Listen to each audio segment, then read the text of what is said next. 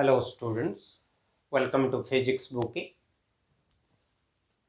ये वीडियो में हम डायमेंशनल एनालिसिस का और एक एप्लीकेशन डिस्कशन करेंगे। प्रीवियस वीडियो में हम एक फिजिकल क्वांटिटी का जो एक सिस्टम ऑफ यूनिट में है उसको दूसरा सिस्टम ऑफ यूनिट में कन्वर्ट करने के लिए जो एप्लीकेशन था डायमेंशनल एनालिसिस का, वही डिस्कस किए थे। आज हम डिस्कस करेंगे to check the correctness of an equation. We will check the correctness of an equation or checking the accuracy of an equation, checking the correctness of an equation.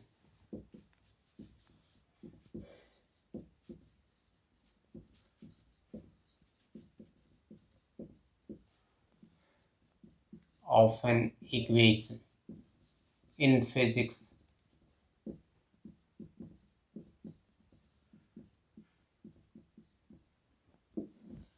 So physics में जो equations होते हैं वो equation correct है या नहीं है, dimensionally correct है या नहीं है। क्यों I am saying dimensionally correct? क्यों? क्योंकि एक इक्वेशन डायमेंशनली करेक्ट मतलब वो करेक्ट इक्वेशन हो सकता है या नहीं हो सकता है। तो डायमेंशनली करेक्ट है या नहीं है, वो एक इक्वेशन करेक्ट इक्वेशन है तो डायमेंशनली जरूर करेक्ट होगा, और वो इनकरेक्ट इक्वेशन होने से भी डायमेंशनली करेक्ट हो सकता है। बाकी डायमेंशनली इनकरेक्ट है तो वो जरूर इनकरेक्ट है। मेरा मतलब समझें, एक इक्वेशन फिजिक्स का एक इक्वेशन वो डायमेंशनली इनकरेक्ट है तो ये जरूर इनकरेक्ट इक्वेशन है। बाकी डायमेंशनली करेक्ट है तो वो इनकरेक्ट भी हो सकता है, करेक्ट भी हो सकता है। समझ गए?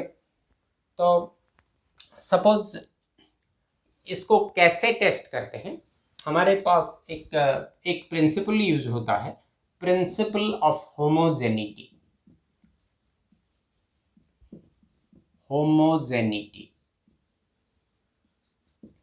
ये प्रिंसिपल यूज करके हम टेस्ट करते हैं करेक्टनेस को। ये प्रिंसिपल क्या है? सपोज एक इक्वेशन है, सपोज एक इक्वेशन ऐसा है, a plus B C plus root over of E F G plus 3/4 D square, ऐसा एक इक्वेशन है। तो प्रिंसिपल ऑफ होमोजेनिटी कहता है कि x का डायमेंशन जो है, a का भी डायमेंशन वही है, bc का भी डायमेंशन वही है, इसका भी वही है, इसका भी।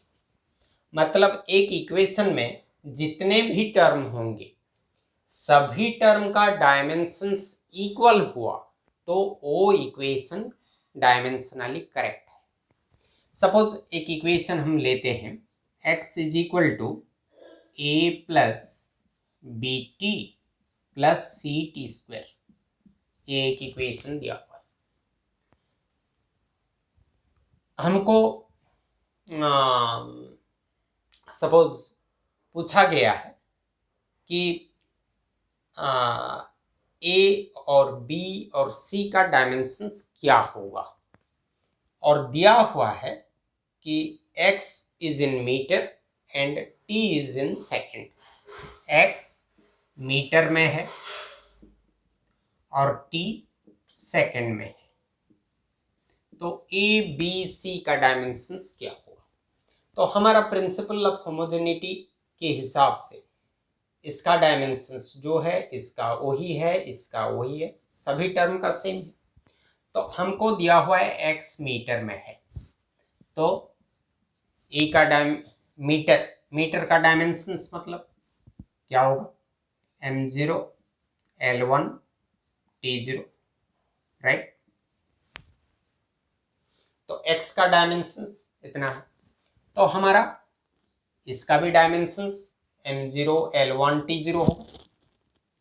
a का डायमेंशंस होगा m0 L1 T0 according to principle of homogeneity. जितने भी टर्म होंगे ईच टर्म का डायमेंशन सेम होगा, डायमेंशनल फार्मूला सेम होगा। सिमिलरली बीटी का क्या होगा, बीटी का भी m0 L1 T0 होगा। मगर हमको b का डायमेंशंस निकालना है तो b का डायमेंशंस क्या हो जाएगा,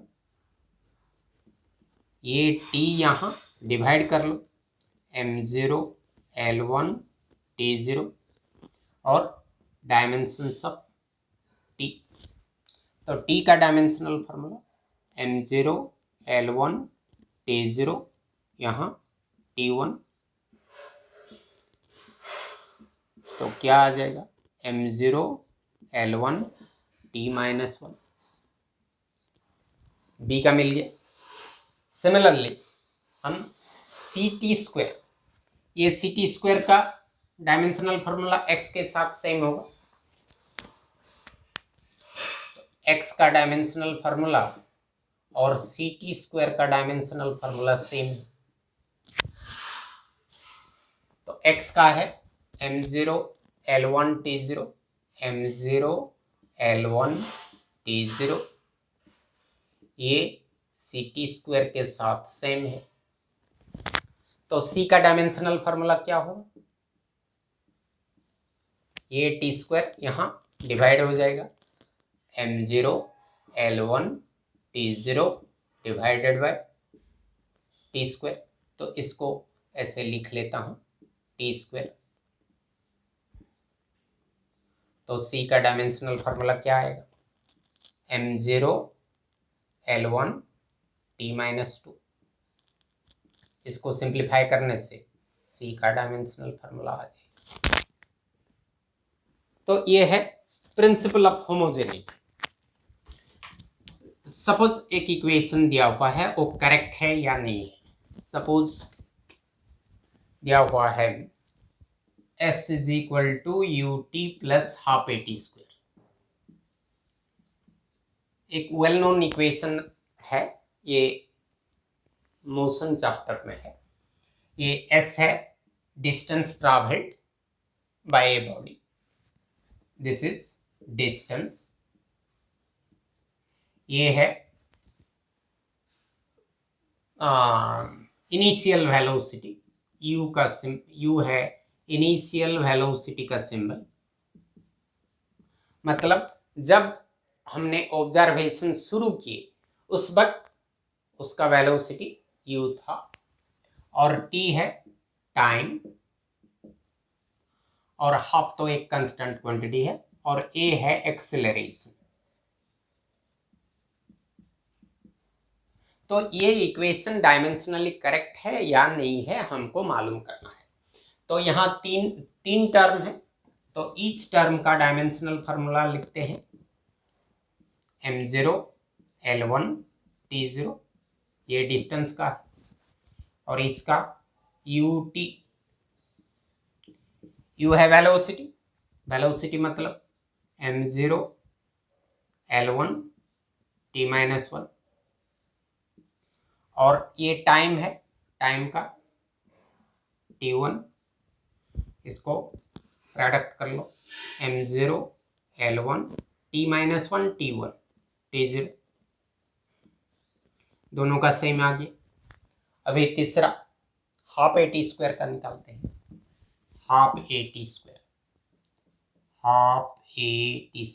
इसका डायमेंशनल फार्मूला, हाफ तो कांस्टेंट है, इसका कोई डायमेंशनल फार्मूला नहीं है। एक्सेलरेशन, एक्सेलरेशन का m0 L1 T-2, और T² का T²।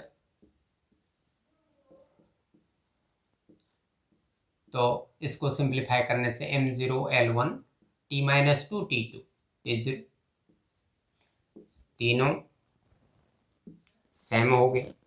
तो ये इक्वेशन डायमेंशनली करेक्ट है।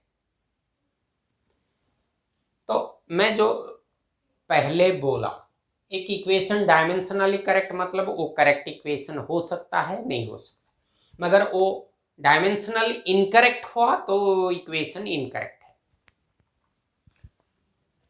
मैं ऐसे क्यों बोला? सपोज यहां लिखा हुआ है s is equal to U T plus 3/4 AT²। Dimensionally correct होगा कि नहीं? यहाँ 3/4 AT², तो इसका तो कोई डायमेंशनल फार्मूला नहीं है, तो ये ऐसा होगा, तो करेक्ट होगा कि नहीं? करेक्ट होगा, मगर एक्चुअली ये एक इनकरेक्ट इक्वेशन। सपोज हम यू टी माइनस यहाँ 2ut माइनस 3/4 AT² लिखेंगे, करेक्ट होगा कि नहीं? अगेन करेक्ट होगा, क्योंकि 2ut इसका भी डायमेंशनल फार्मूला वही आएगा। तो एक इक्वेशन डायमेंशनली इनकरेक्ट है तो वो इनकरेक्ट इक्वेशन, बाकी डायमेंशनली करेक्ट है तो वो इनकरेक्ट भी हो सकता है, करेक्ट भी हो सकता है। समझ में आया?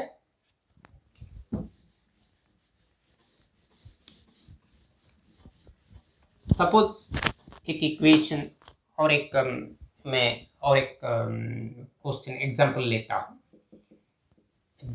हूं। सपोज एक इक्वेशन दिया हुआ है v is equal to a by t plus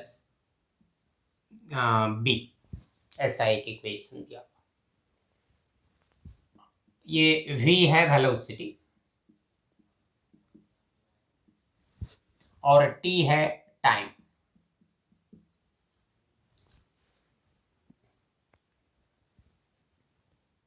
तो a और b का डायमेंशनल फार्मूला निकालना है। तो वेलोसिटी का डायमेंशनल फार्मूला जो होगा ये a by T plus B का वही होगा according to principle of homogeneity. v का डायमेंशनल फार्मूला क्या है? m0 l1 t-1। तो v क्या है? v है डिस्प्लेसमेंट बाय टाइम। डिस्प्लेसमेंट मतलब shortest distance between two points. तो अब भी इस साइड को ये टोटल वेलोसिटी होना चाहिए। तो यहां नीचे टाइम है, तो ऊपर वाला क्या होगा? जरूर डिस्प्लेसमेंट होगा, मतलब a बाय टी का भी होना चाहिए। तो a का क्या होगा? a का डायमेंशनल फार्मूला डिस्प्लेसमेंट के साथ समान होना चाहिए। डिस्प्लेसमेंट क्या है? एक लेंथ है, तो m0 l1 t0।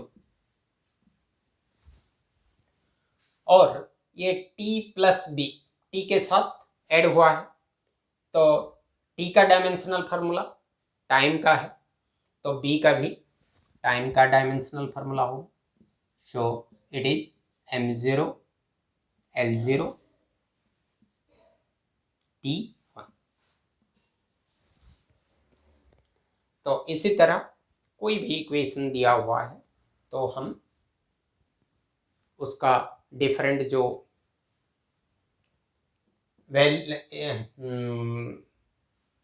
एक्सप्रेशंस होंगे, जो फैक्टर्स होंगे, उनका डायमेंशनल फार्मूला निकाल सकते हैं। कुछ नोन चीज़ें दिए होंगे और अननोन जो फैक्टर्स या क्वांटिटीज होंगे उनका डायमेंशनल फार्मूला हम निकाल सकते हैं। तो ये वीडियो में इतना ही। नेक्स्ट वीडियो में हम थर्ड एप्लीकेशन डिस्कशन करेंगे और कोई सारे न्यूमेरिकल प्रॉब्लम्स भी करेंगे। सो बाय।